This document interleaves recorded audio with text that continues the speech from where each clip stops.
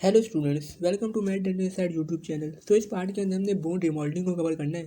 तो आपको पता है कि बोन रिमॉडलिंग हमारे पास एक नेचुरल और कंटिन्यूस प्रोसेस है, जिससे हमारे पास क्या होता है, जो ओल्ड बोन होती है या डैमेज बोन होती है या फिर हमारे पास कोई ब्रोकन बोन होती है, हमारे पास रिप्लेस हो जाती है न्यू हेल्दी बोन के साथ।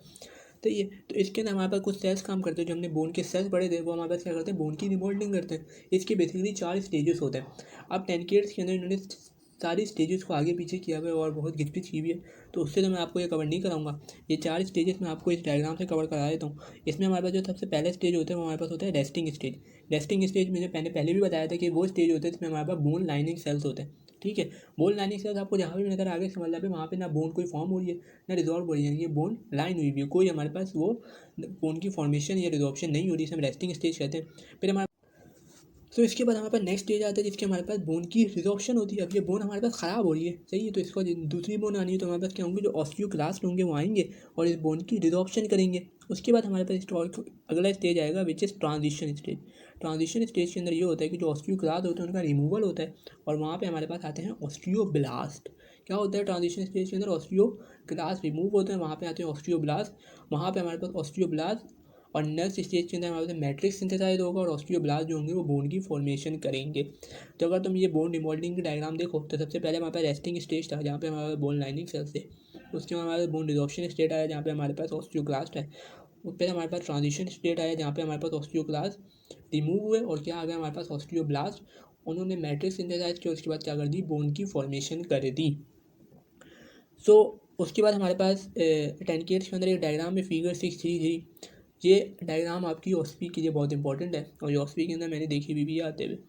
तो होता ये है कि मैं तुम्हें 2 तरीक़े के सेल्स बताए थे कि एक हमारे पास होते थे ऑस्टियोक्लास्ट और बाकी प्रोजेनाइटर सेल, जिसमें हमारे पास 3-4 सेल आ रहे थे।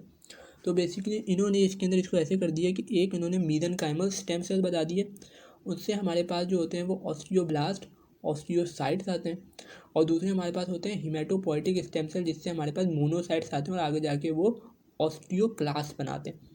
ठीक है, जो ऊपर तुम्हें सेल्स नज़र आ रही है हमारे पास बोन लाइनिंग सेल्स हैं, वो सेल जो हमारे पास मैट्रिक्स के अंदर हो गए वो हमारे पास ऑस्टियोसाइट्स हैं।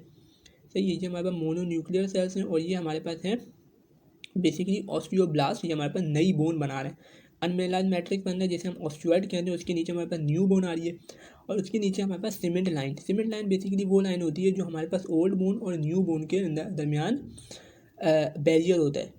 सही है, तो ये डायग्राम आपको कवर होनी चाहिए। ये हमारे पास ओल्ड बोन दी हुई है, यहाँ पे हमारे पास न्यू बोन बन रही है, जो हमारे पास कौन बना रहे हैं, ऑस्टियोब्लास्ट बना रहे हैं। यहाँ से जो ऑस्टियोक्लास्ट थे वो हमारे पास जो बोन थी उसको रिजॉल्व कर रहे थे और यहाँ पे हमारे पास न्यू बोन बन रही है। बाकी बोन रिमॉडलिंग के पार्ट में जो टेक्स्ट लिखा हुआ है वो ऐसा इंपॉर्टेंट नहीं है आपके लिए, और वो पेपर पॉइंट ऑफ व्यू से भी कोई इंपॉर्टेंट चीज़ें नहीं है, तो वो तुम लोग छोड़ भी सकते हो। बाकी अगर टाइम है तो पढ़ लो, पढ़ना ऐसा कोई वर्जित नहीं होगा ये चीज़ें। इससे अच्छे आपको अपना न्यू टॉपिक जो पेपर पॉइंट ऑफ व्यू से इंपॉर्टेंट टॉपिक है उसको कवर करो।